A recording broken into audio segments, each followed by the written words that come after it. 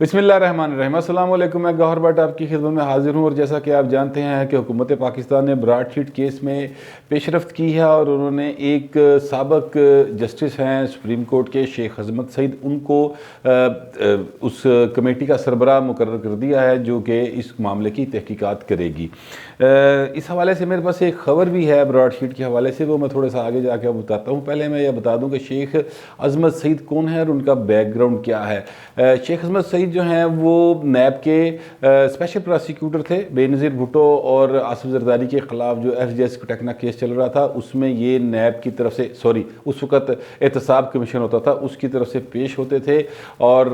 اس کے بعد جب پرویز مشرف آئے تو انہوں نے کلٹی ماری اور ایک دم سے پرویز مشرف کے بلو آئیڈ ہو گئے، اور پھر یہ نیب کے پہلے ڈپٹی پراسیکیوٹر جنرل بنے۔ یہ اسی دور میں پراسیکیوٹر جنرل بنے جس دور میں نیب نے یہ ڈیل کی تھی 2000 میں براڈ شیٹ والی۔ اس وقت یہ نیب کے ڈپٹی پراسیکیوٹر جنرل تھے، بعد میں یہ پراسیکیوٹر جنرل کے عہدے پر بھی فائز رہے نیب کی طرف سے، اور پھر یہ ہائی کورٹ کے جج مقرر ہو گئے۔ اس طرح بعد ازاں پھر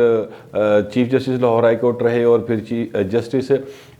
سپریم کورٹ کے جسٹس کے طور پہ ان کی ریٹائرمنٹ ہوئی۔ ان کے دور میں جو اہم ترین کیس تھا وہ نواز شریف کی نااہلی کا تھا، اور جو پاناما کے اوپر جے آئی ٹی بنی تھی، وہ جے آئی ٹی کہ یہ اس بینچ کا حصہ تھے۔ یہ وہی جے آئی ٹی ہے جس کی رپورٹ کو بیس کر کے لنڈن میں کیس کیا گیا، اور براڈ شیٹ نے پیسے وصول کیے، اور اس میں انہوں نے کہا کہ دیکھیں جی، پاکستان کی عدالت تو کہہ رہی ہے کہ یہ نواز شریف کی جائیداد ہے اور یہ ہم نے ڈھونڈ کے دی ہے، تو اس لیے اب ہم اس میں سے ہمیں حصہ دیں۔ تو لندن کی عدالت نے انہوں نے کہا کہ یہ نواز شریف کی جائیداد ہے یا نہیں ہے، یہ فیصلہ ہم نے جو کرنا ہے وہ بعد کی بات ہے، آپ کا کوئی کلیم نہیں بنتا کہ آپ اس جائیداد کو اپنے نام کروانے کی کوشش کریں، جو آپ کا معاہدہ ہے اس کے تحت بہرحال آپ کتنے پیسے بنتے ہیں آپ وہ لے لیں، اور حکومت پاکستان کے اکاؤنٹ فریز کر کے انہوں نے پیسے نکلوا لیے۔ بہرحال یہ سارا سین ہے۔ یہ شیخ صاحب جو ہیں ویسے اگر دیکھا جائے تو ایک سمارٹ سے آدمی ہیں، لگتا تو ایسا ہی ہے کہ جیسے وہ بالکل بے ضرر سے ہوں گے، لیکن جو فیصلے انہوں نے دیے ہیں اور جس طرح سے ان کا کردار رہا ہے، وہ ہمیشہ اگر دیکھا جائے تو ایز ڈپٹی پراسیکیوٹر جنرل یہ بے نظیر بھٹو کے خلاف تھے اور آصف زرداری کے خلاف تھے، اور وہ ایس جی ایس کوٹیکنا کیس تھا جس میں آصف زرداری صاحب باعزت بری ہو چکے ہیں، اور یہ وہ بری تب ہوئے جب وہ صدر نہیں رہے، اور اس کے بعد انہوں نے کیس ان کے خلاف جتنے تھے وہ کھلے، اور پھر وہ نیب کی عدالتوں میں سے بری ہوتے چلے گئے۔ یہ شیخ عظمت سعید کو جب آج جیسے ہی کل تعیناتی کا نوٹس ہوا تو اس کے بعد ہر طرف سے ان پر اعتراضات آنے شروع ہو گئے، خاص طور پہ اپوزیشن کی جانب سے۔ اسحاق ڈار صاحب نے ان کے اوپر اعتراض کیا، اور انہوں نے کہا کہ دیکھیں، یہ ایک بندہ جس کے سامنے جے آئی ٹی کی رپورٹ پیش ہوئی اور جس نے اس کو ایکسیپٹ کیا، حالانکہ وہ رپورٹ درست نہیں تھی لیکن اس نے اس کو ایکسیپٹ کیا، اسی کو اگر آپ اس سے انکوائری کروائیں گے تو پھر کیا رزلٹ آئے گا؟ اس کا مطلب ہے کہ پہلے سے فیصلہ کر لیا گیا، سارا کچھ نواز شریف کے سر پہ تھوپنا ہے۔ تو لگتا کچھ ایسا ہی ہے کہ یہ جتنی انکوائری کمیٹی بٹھائی گئی ہے یا جو کچھ یہ سسٹم چلانے کی کوشش کی جا رہی ہے، اس میں رزلٹس پہلے سے طے کر لیے گئے ہیں کہ اسی اے رزلٹ لے کے آنے نے۔ اور جیسا کہ پاناما کے کیس میں ہوا تھا کہ نواز شریف کا نام آیا تو پھر 452 افراد تھے اس میں پاکستان کے، لیکن صرف ایک بندے کے خلاف ہی کیس چلا، وہ نواز شریف تھا، اور اس کے بعد آج تک کسی نے نہیں سنیا کہ پاناما کتنے گیا یا پاناما دا پجامہ کتنے گیا، کوئی نہیں جانتا کہ پاناما کیا کیا بنا اس کے بعد۔ اسی طرح یہ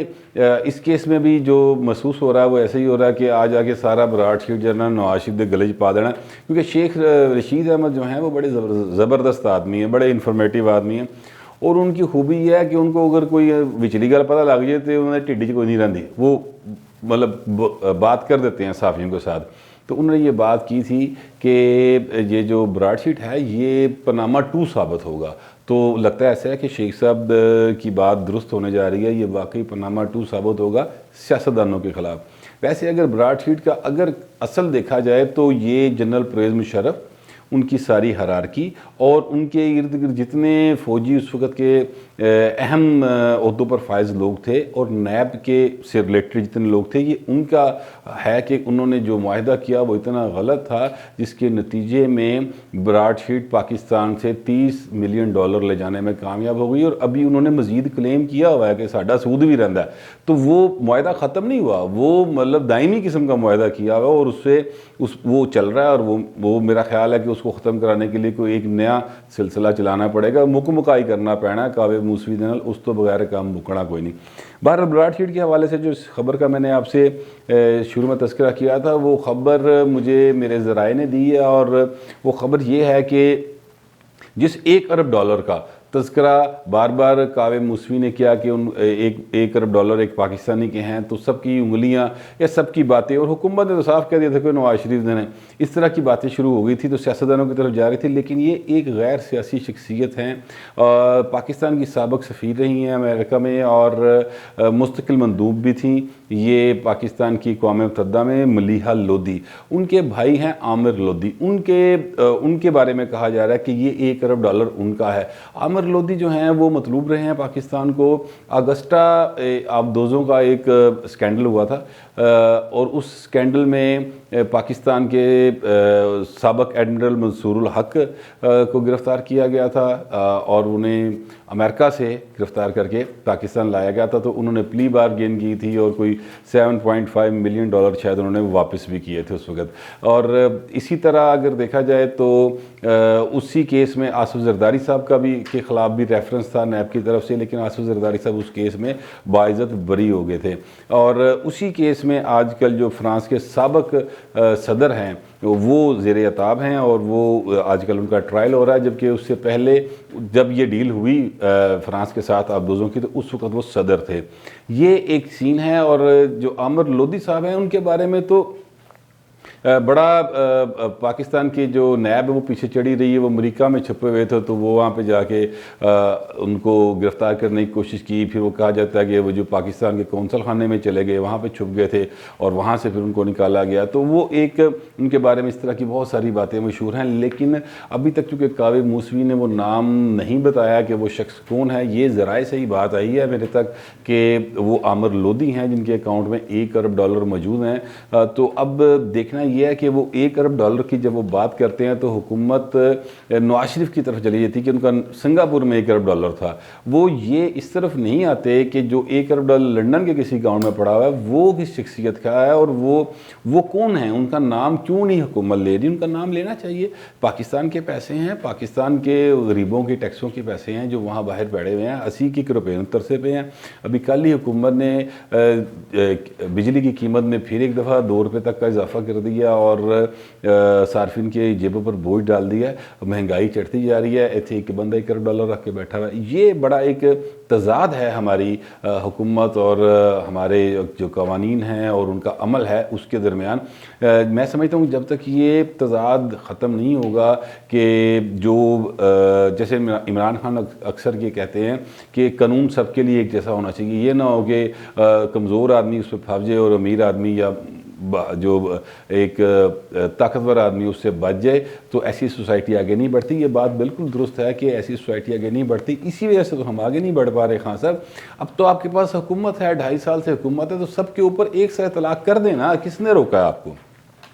کنے تڑیاں باواں پھڑیاں، کنے تانوں کہا کہ تسی یہ نہیں کر سکتے؟ تسی کرو یہ کام۔ یہ جو $1 ارب جس کا بھی پڑا ہے اس کا نام تو لیں، چلیں واپس لانا نہ لانا وہ تو ایک قانونی طریقہ کار ہے، اس کو آپ اڈاپٹ کرتے رہیں گے، لیکن اس کا نام تو لیں کہ وہ کیا ہے۔ نواز شریف تو فوراً نام لے لیا، زرداری تو تسی فوراً نام لے لیندے ہو، اپوزیشن کا کوئی بندہ ہو آپ فوراً نام لے لیتے ہیں، لیکن یہ بات نہیں اب تک آپ حکومت کو بتا رہے کہ وہ $1 ارب جو لنڈن میں پڑا ہے وہ کس کا ہے۔ ہمیں اشارے اشورے کر چھڑ دو، اصل بات بتائیں۔ یہ اب تک کی ڈیولپمنٹ ہے کہ گورنمنٹ اس حد تک صرف سیریس ہے کہ کسی طرح نواز شریف نو پسا لو اس کیس براڈ شیٹ۔ کسی جگہ پہ گورنمنٹ یہ سیریس نہیں ہے کہ یہ معاہدہ کیتا کہ نہیں،